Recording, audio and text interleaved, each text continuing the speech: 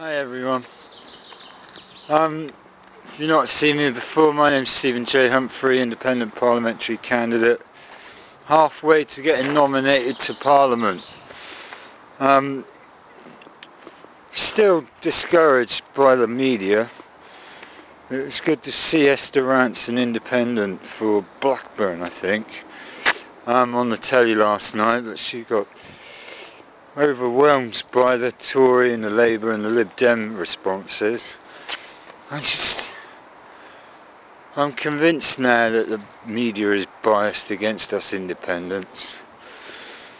Well, we shall see. It's early days. It's only been a week, so I guess we'll have to see how things develop through this election. I just got to keep my chin up, I guess. Which is good advice for everyone. Keep your chin up. Don't be despondent. Don't give up. Even though the media are biased against you, even though the government have got millions and millions of pounds to spend on their nice glossy manifesto pledges that apparently have no basis in law. Well, I can at least promise you, as your candidate, if I'm elected to Parliament, that I'll try and listen. My manifesto would be that you, the people, are in charge, and I should do what you tell me to do. That's going to be really tough for me, because I am independent, I am free-minded, I am non-conformist, I am my own boss, and I've been my own boss despite the obstacles, the handicaps of the job centre and poverty and all that kind of stuff. But you got to tell me what to do. How are we going to fix the local hospital? How are we going to fix local politics? How are we going to get everything fixed? You got to tell me. You got to get involved. And even if 1 out of 100 people gets involved, that's more effort, that's more help and advice that I've got on my own. So this is where I think we're on the cusp of a revolution, is that we the people have been spoon-fed politics for so long, and we haven't had the opportunity to get involved. So I'd say, don't be afraid, get in there, get stuck in. Because they could quite easily organise a FEMA camp for you. They could follow the Nazi programme of genocide. They could quite easily, unless we the people stop them. And the only way you can stop them is through Parliament. Because Parliament is the ultimate lawmaker. It's the boss. And the boss of the boss, the godfather of the Parliament, is us. We the people. And if we stand idly by while the fascist pigs take control, then how are you going to stop it when it's too late? And I'm not fear-mongering, I'm just hypothesizing at the moment. I'm just speculating on what could happen, and it is a worst case scenario. Most normal people are not fascist pigs. Most people are not bad. They're just disenfranchised, they're just frustrated, they're just not able to be engaged, they're pushed to one side, and poverty is one of those issues that is regularly pushed aside.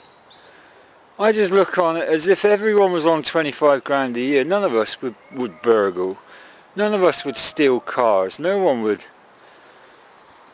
rob a post office, or why would you? You got all the money you need.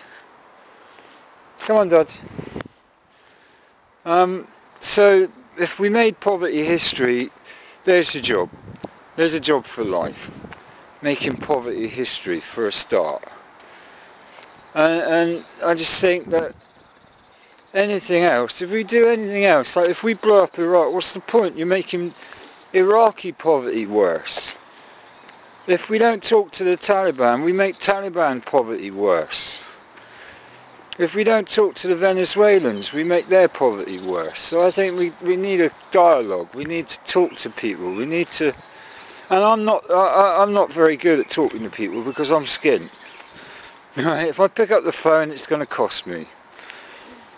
Send an email costs me £30 a month.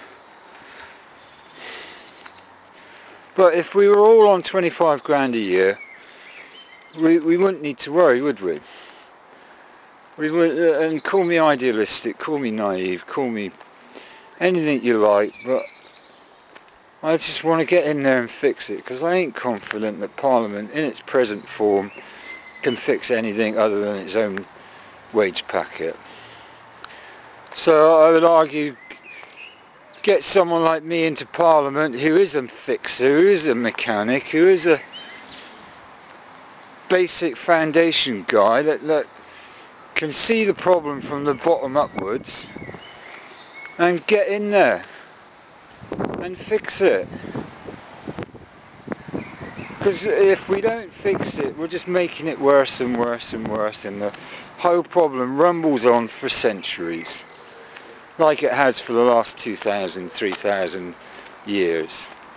And I think the whole emphasis of the next 100 years should be make poverty history. And maybe I'm ahead of my time, maybe. I don't know. But if we don't make poverty history, I just don't see the point of doing anything else. And sharing the wealth, maybe that's a communist ideal. It didn't work in Stalin's Russia, it didn't work in Mao Zedong, because look, that's the dog chasing squirrels. Find the squirrel, Dodge. He's too slow and too old now. Anyway, I just wanted to pass on that thought, and going up to see my brother and hopefully and sign my papers, and then that'd be one less problem to worry about. If we made poverty history, that'd be all, we wouldn't need to worry about it ever again, and we could all have a fair chance. We could all go and buy a new car if we needed it, if we wanted it. But if we don't make poverty, what's the point? If we don't make poverty history, what's the point? Anyway, I best get on. My name's Stephen J. Humphrey, independent parliamentary candidate for Bournemouth East, and off to the traders meeting tonight. Anyway, adios muchachos.